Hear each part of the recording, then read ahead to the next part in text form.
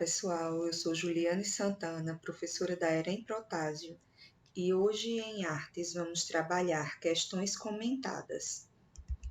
Essas questões elas são com base nos descritores do SAEP, com base no Enem e no currículo da terceira série do ensino médio. Semana passada, no aplicativo Classroom, foi deixada uma atividade sobre o modernismo e é em cima dessa atividade que nós vamos resolver essas questões comentadas, como se apresentariam em provas de Enem ou SAEP, ok? Brasilidade em construção.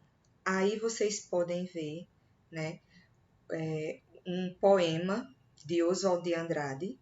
Essa questão caiu no Enem de 2013, então vocês observem o poema de Oswald de Andrade. O poema de Oswald de Andrade remonta à ideia de que a brasilidade está relacionada ao futebol. Quanto a questões da identidade nacional, as anotações em torno dos versos constituem: letra A. Direcionamentos possíveis para uma leitura crítica de dados histórico-culturais. Letra B. Forma clássica da construção poética brasileira. Letra C. Rejeição à ideia do Brasil como o país do futebol. Letra D. Intervenções de um leitor estrangeiro no exercício da leitura poética.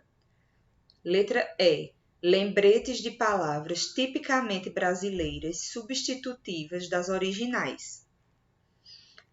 A instalação da brasilidade em construção explora elementos socioculturais defendidos pelos primeiros modernistas, fazendo referência ao futebol como instrumento da supremacia sobre os portugueses, nossos colonizadores.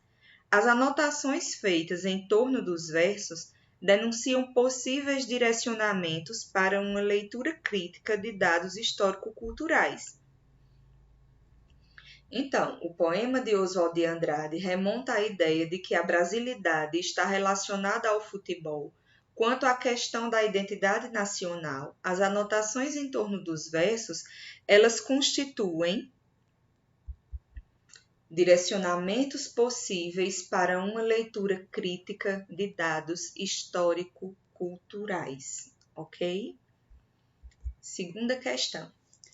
Após estudar na Europa, Anita Malfatti retornou ao Brasil com uma amostra do que abalou a cultura nacional do início do século XX. Elogiada por seus mestres na Europa, Anita se considerava pronta para mostrar seu trabalho no Brasil, mas enfrentou as duras críticas de Monteiro Lobato com a intenção de criar uma arte que valorizasse a cultura brasileira. Anita Malfatti e outros modernistas, letra A, buscaram libertar a arte brasileira das normas acadêmicas europeias, valorizando as cores, a originalidade e os temas nacionais. Letra B, defenderam a liberdade limitada de uso da cor, até então utilizada de forma irrestrita, afetando a criação artística nacional. Letra C, representavam a ideia de que a arte deveria copiar fielmente a natureza, tendo como finalidade a prática educativa. Letra D. Mantiveram de forma fiel a realidade nas figuras retratadas, defendendo uma liberdade artística ligada à tradição acadêmica. Letra E. Buscaram a liberdade na composição de suas figuras, respeitando limites de temas abordados. Vejam. De fato, a arte modernista, principalmente na primeira geração, buscou criar uma nova cultura de valorização do que era brasileiro, do que era nativo, deixando de lado as regras acadêmicas herdadas da Europa. Aqui, destacavam-se as cores e os temas nacionais como o cotidiano. Anita Malfatti ela era reconhecida na Europa, mas pouco no Brasil. Ela foi uma grande representante de todo esse trabalho, atraindo críticas de todos os tipos. Então, com a intenção de criar uma arte que valorizasse a cultura brasileira, Anita Malfatti e outros modernistas Eles buscaram libertar a arte brasileira das normas acadêmicas europeias, valorizando as cores, a originalidade e os temas nacionais. Né? Terceira questão. Leia o fragmento abaixo, transcrito da obra Vidas Secas, e responda à questão a seguir. Vivia longe dos homens, só se dava bem com os animais. Os seus pés duros quebravam os espinhos e não sentiam a quentura da terra. Montado, confundia-se com o cavalo, grudava-se a ele e falava uma linguagem cantada, monossilábica e gutural, que o companheiro entendia. A pé não se aguentava bem, pendia para um lado, para o outro, cambaio, torto e feio.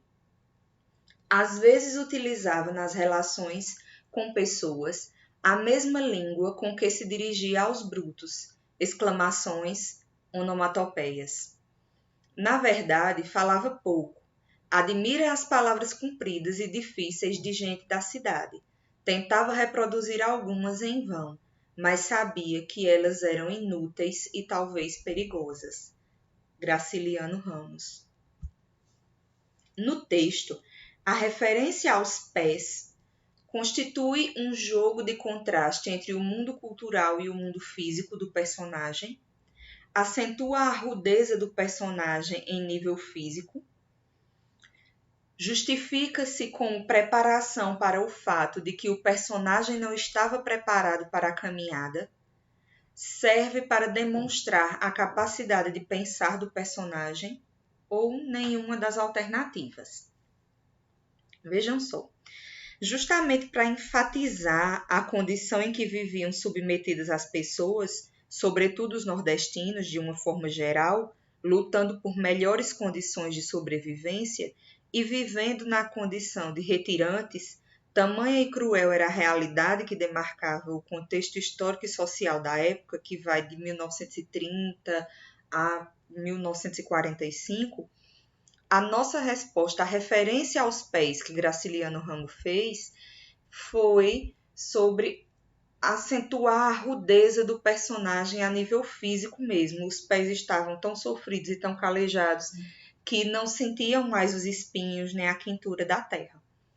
Ok? Aí estão as referências. Pessoal, tem questões maravilhosas. Se vocês quiserem testar os conhecimentos para vocês, tá aí os links. E próxima semana teremos conteúdo novo, videoaula com conteúdo novo sobre o modernismo, ok? Então, um cheiro e até semana que vem.